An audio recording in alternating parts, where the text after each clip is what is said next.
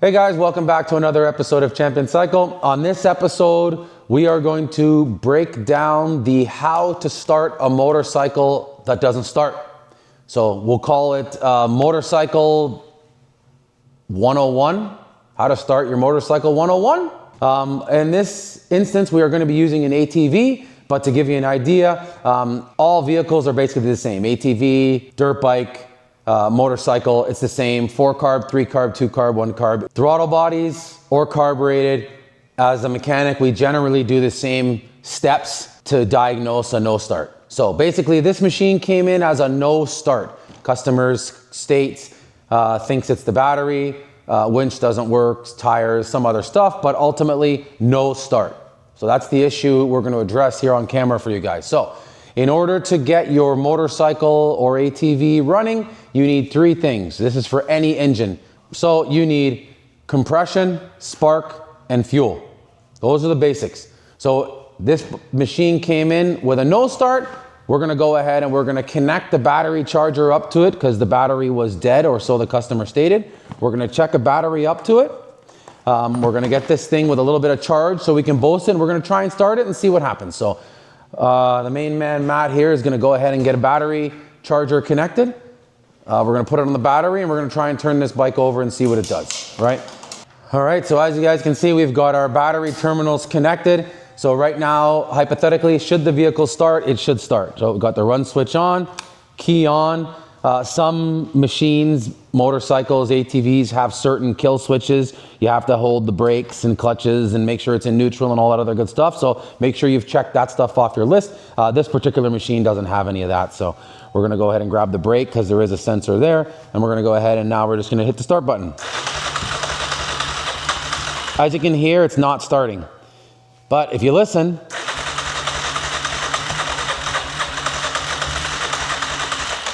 when we give it a bit of gas, it is coughing a very faint amount, trying to start. So the next step is gonna be, we're gonna go ahead and start checking the items off our list. As we said, fuel, spark, and compression. So we're gonna go and check first for spark. So Matt, go ahead, and he knows what to do here. We're gonna go ahead and we're gonna check for spark. So bring the camera around here for the folks at home. And Matt will pull off a spark plug lead. We're gonna put a test spark plug in, and we're gonna go ahead and set it anywhere, somewhere close to some metal. And he's gonna turn it on and go ahead and hit the start button. As you can see on camera, we do have spark, all right? So we're gonna go ahead now and we're gonna check the spark plug itself in the machine since we're already here.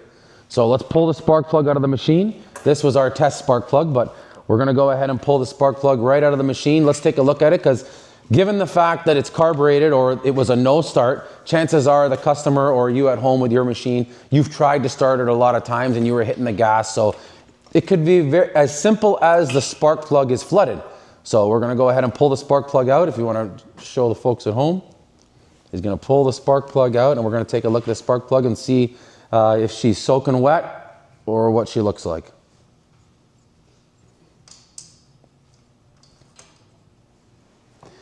As you guys can see from the spark plug, it is drenched, soaking wet. As you guys can see from a mint condition spark plug, this is what it should look like.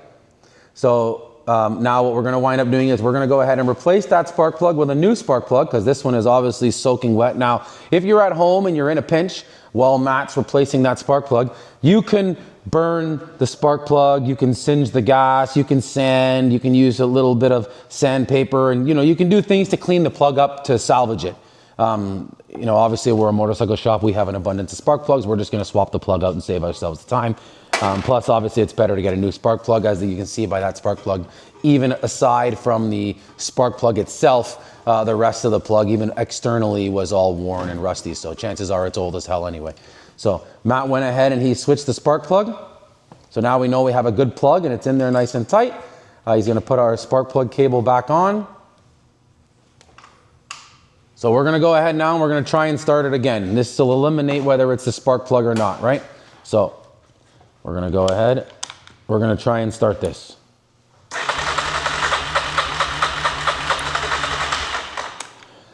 As you guys can see, it's the same scenario, same situation. So we know that it has spark. We know the spark plug's good, so obviously spark is checked off our list. We know everything in the spark department is perfect. Next step will be compression. So we're gonna go ahead and we're gonna take a compression tester. The main man Matt here is gonna go ahead and connect our compression tester, and we're gonna check for compression. That would be the other item on our list. Following that, we move right to the carburetor. Or if your vehicle is fuel injected, you're not going to move to the carburetor because you don't have one, but you're going to move to fuel delivery. So it could be the injectors, it could be the throttle body, the TPS, and all these other items you can get into to determine whether it has fuel. But that being said, what we're going to do to diagnose this also will apply to a fuel injected bike, right? Because after we get through compression and we've taken this off the list, you're going to go ahead and we're going to check for fuel. The way we're going to check for fuel, you can check that on a fuel injected or carbureted vehicle. So this will apply to many scenarios. So as you guys can see, the compression tester is on. There's many different ways to check for compression. Some people will tell you, you may have heard WOT, W-O-T, wide open throttle. Some people say to check it closed. Some people say to check it open. At the end of the day, we're just going to check it. I could check it both ways and show you the differences. All right, so we're gonna clear it. So we're clearing the chamber of all pressure. So you see me pressing the button there. We're gonna count, we're gonna give it 5 seconds with no throttle. 1, 2, 3, 4, 5. That's 5 seconds, no throttle. So if we look at compression, as you can see from the compression tester, we got little to no compression. We got 40 PSI. Okay? So now I'm gonna air it out. We're gonna do the difference of wide open throttle just for those of you that will question. So we're gonna do the exact same test with wide open throttle.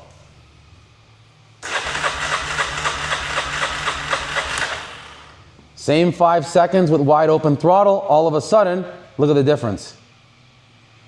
130 PSI. So, as you guys can see, wide open throttle is the way to go. That being said, we have 130 PSI. You need 100 PSI for the motor to work at minimum, essentially, right? Obviously, if you're giving her more throttle, more oil is gonna go up and down through the rings, might seal the rings a little better, might help compression build. There's a couple tricks scumbags might do to you, you know, pouring oil down the top of a cylinder just to seal the rings on a bad motor or make a sale, you know, a bunch of nonsense you can do. But ultimately, this is the no BS test we just did. As you guys could see, we had killer compression. So we now know this machine has good compression, so we're gonna move on. So go ahead and remove the compression tester. So while Matt's moving the compression tester, he's gonna go ahead and put the spark plug back in, and then we're gonna check for fuel. So 3 things, remember, spark, fuel, and compression. We know we got spark, we know we have compression, so now we know ultimately our issue has to be fuel. It's that simple. So we're gonna go ahead, spark plug's gonna go in, and we're gonna check for fuel. Now, we'll walk you through how to check for fuel. Again, I'll reiterate, you can check for fuel with carbureted or fuel injected the same way. The only difference is if it's fuel injected, once you determine it doesn't have fuel, you then have to determine if there's a fuel pump, if the injectors, you know, there's different items, tip over sensors that could stop fuel delivery. You'll have to walk down that road. Ultimately, that's a whole nother video, but this will tell us if it's essentially fuel in general. So this bike happens to be carbureted. So once we find out that it is fuel, it's a relatively simple procedure. We know it's the carburetor, right? So we're gonna go ahead and check for fuel. So what we're gonna do to check for fuel, for those of you at home that if you were to take it to your mechanic and your mechanic is gonna diagnose, he's gonna do these 3 things. That being said, the idea for a mechanic is to do everything as fast as possible, right? If you're in school learning how to be a motorcycle mechanic, or if you're watching videos that people are making to seem extra long or make themselves seem smarter than they are, then they might not walk you right down this road. We are gonna go ahead and give you the no bullshit, walk down the straightest path as possible. As we've said in other videos, we are an actual functioning shop. So at the end of the day, our purpose and goal is to do everything as fast as possible, get to the bottom of a solution and a problem as fast as possible. That being said, we're gonna use a little trick here to determine fuel. So we already know we have the other 2 items. We're gonna grab a trusty can of brake cleaner. Matt's gonna open up an airway here.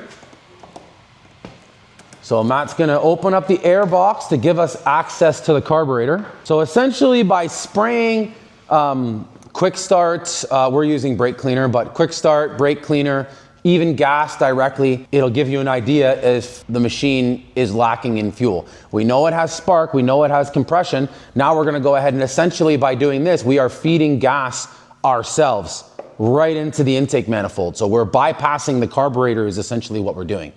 So if we do this and it tries to start, then we know carburetor is likely dirty and that may be our issue. So we're gonna go ahead, as you guys can see here on the video, air box is removed, air filter is removed. So we have the bottom tray, we have our air duct goes right here into our carburetor. Our carburetor is then connected to a rubber boot, which goes right into the intake manifold. So we're gonna go ahead and spray some quick start brake cleaner or even straight gas straight into this manifold. So we're gonna turn the key back on, okay? Matt, you wanna grab the throttle for me? So remember to open the throttle while you're doing this, because if you don't open the throttle, it can't get through. So we're gonna go ahead and spray. Okay, so you guys heard it tried to start, so we'll try it again.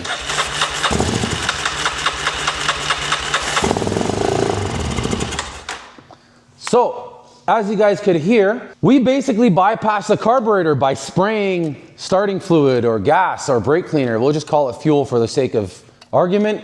We sprayed fuel directly into the intake manifold because the carburetor was open. Same thing on a fuel injected bike. Your throttle body is open and you're spraying it across 4 throttle bodies, 2, whatever. If it's a Harley, you're spraying it on the side in your car. It's the same concept, ATV or bike. You spray the fuel through and then it tried to start. As you heard, it ran for a split second. It stopped running when there was no gas coming through here. That being said, in this particular situation, it likely is the carburetor that's dirty. But what you're gonna wanna double check, just in case you make a simple mistake, most carbureted bikes have a petcock, okay? So you're gonna make sure your petcock is on, off, or on reserve, okay? So we made sure ours was on reserve and we tried it on just to make sure that it was working. So we know now that it's literally gonna be a carburetor issue. So ultimately, fuel, spark, compression.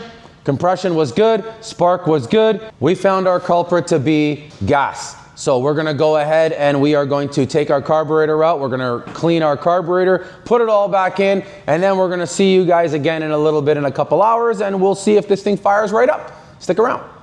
All right, guys, so we went ahead and we cleaned the carburetor in our ultrasonic cleaner, and then we also did some stuff by hand just to make sure everything was perfect. We didn't bother showing you a lot of the carb clean stuff. We have other videos on carb cleaning. You can go ahead and watch those if you want to get caught up on what's involved. We figured we would stick to what the video is about, which is the no start itself. So as you guys seen, we went ahead and checked everything. We've cleaned the carb. So now the carb should be flowing. I'm going to keep my trusty can of brake cleaner here in case it doesn't work. In case you're wondering, we have the battery disconnected because we did have it charged for the couple hours while it was cleaning the carb.